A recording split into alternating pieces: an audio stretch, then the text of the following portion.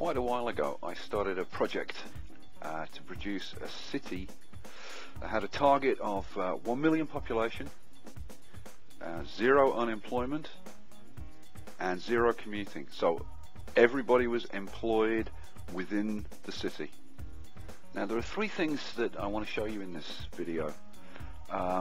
First, I want to show you the 1 million population, because that's cool. We all like seeing the big numbers. I'm sure you guys want to see that.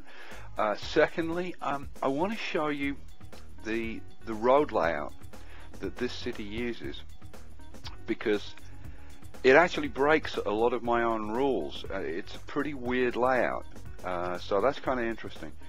And thirdly, I want to show you the behavior of some of the abandoned buildings. I think most of us, we see an abandoned building, we just whack it.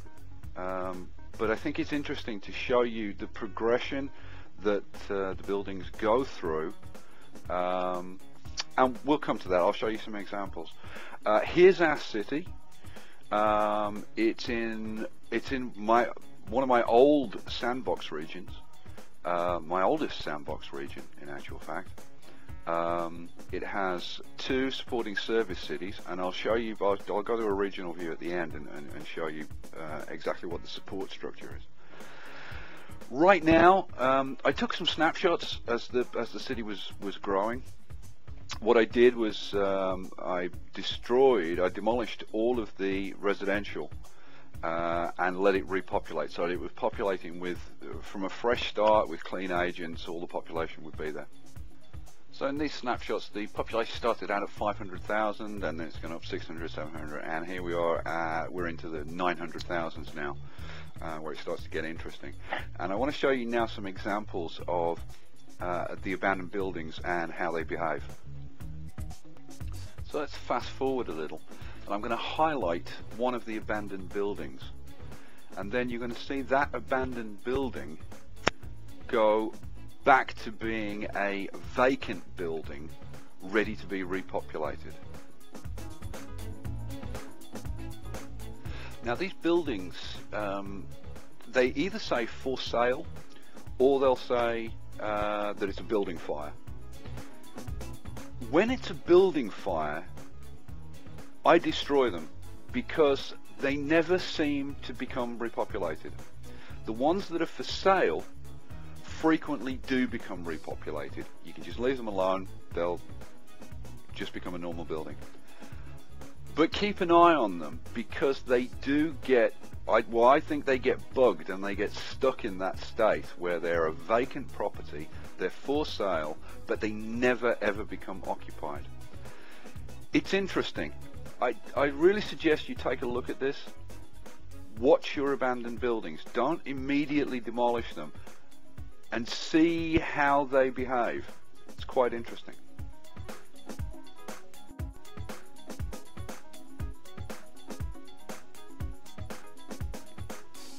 Okay, I'm going to speed the video up. Now I'm not playing whack-a-mole in this video. I'm waiting for the abandoned buildings to become vacant, and then if they're fire damaged or they don't repopulate, then I demolish them.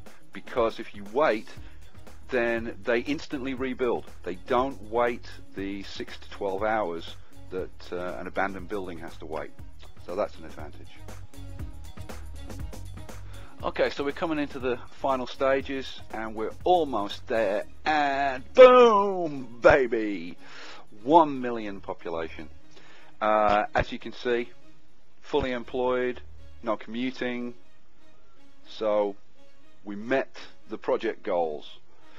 What I'm going to do now is I'm going to show you the region view, so that you can see the support cities, and then we'll look at the road layout in detail. Okay, so here we have the region view, and you can see that there are 2 support cities. There's the main city, and then there's one supporting the residential side and another city supporting the commercial side. Both are providing power, water, sewage. You can probably see them there. And on the residential side, we're also supplying fire helicopters and police detective vans.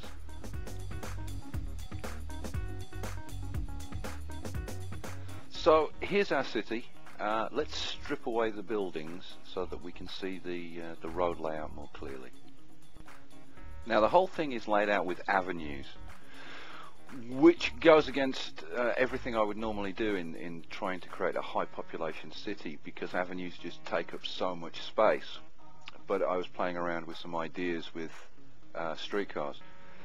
The streetcars are all connected, which again goes against everything that I normally say, because normally I advocate 3 individual lines, 1 depot per line, because otherwise the streetcars tend to group up and cause problems.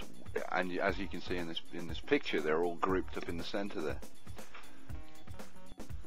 Only 85,000 people on the streetcars, which is low, and I think that's because they're all joined together. It's not an efficient design. Here's our segregation. The red lines show the commercial areas, so we've got 2 strips of commercial, and the yellow lines show the residential areas, so we've got 3 strips of residential. And the idea is that we're trying to get the commercial and the residential areas as close as possible, because I think it helps to encourage them to commute to work into the segregated area.